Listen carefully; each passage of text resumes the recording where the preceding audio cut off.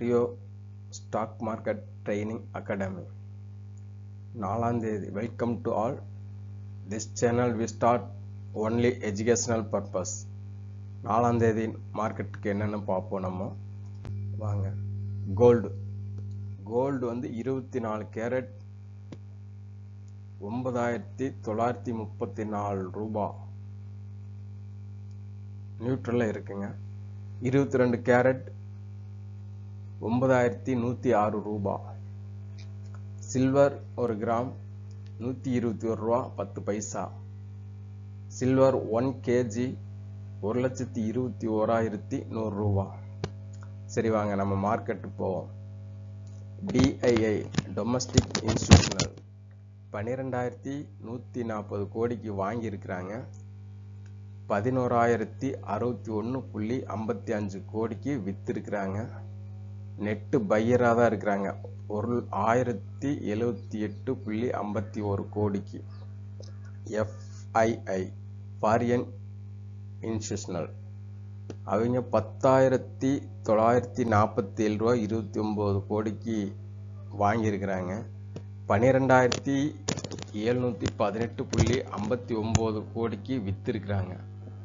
Net செல்லராக தான் இருக்கிறாங்க. 1,771 கோடிக்கு.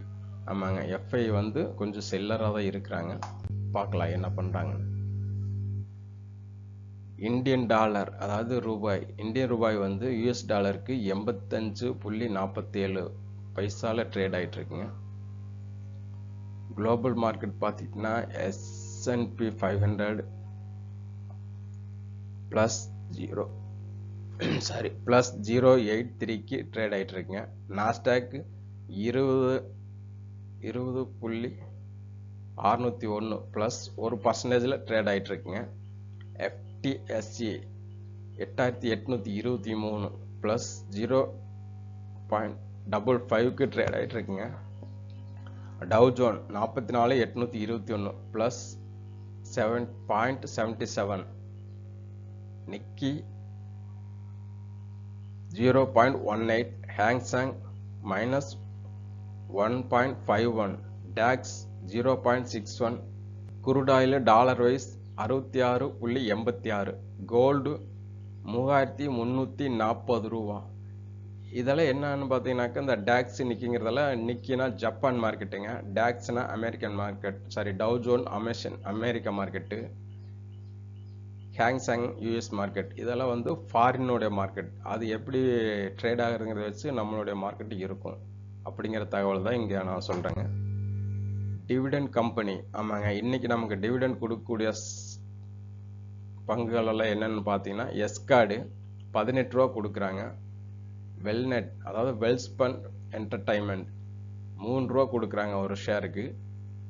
சியன்ட் லிமிடெட் 14 ரூபா டிவிடெண்ட் கொடுக்குறான்.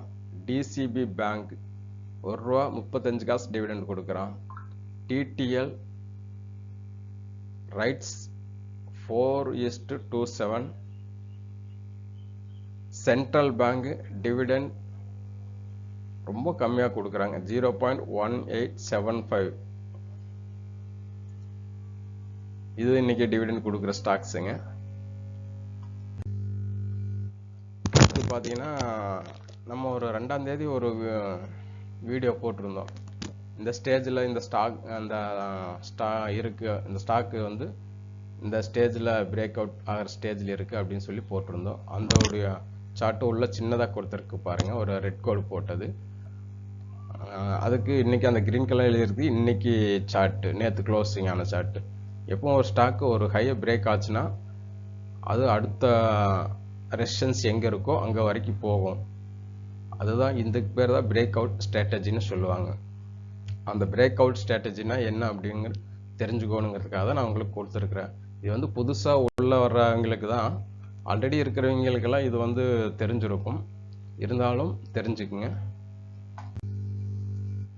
சரி, ஓகே. அடுத்து இன்னைக்கு ஒன்று கொடுத்துருக்கோம், அது ஒரு ரேஞ்சில் நின்றுட்டு இருக்கு, பார்க்கலாங்க. அவன் என்ன பண்ணுறான், இன்னொரு 1 வீக் பார்த்தோம்னா அது என்ன கண்டிஷனுங்கிறது நம்ம தெரிஞ்சுக்கும். அது முடிவிட்டு அப்புறம் அது என்ன ஸ்ட்ராட்டஜியில் வேலை செய்யுதுன்னு நான் உங்களுக்கு சொல்கிறேன். நன்றி நண்பர்களே. Rio stock market training academy. Thank you.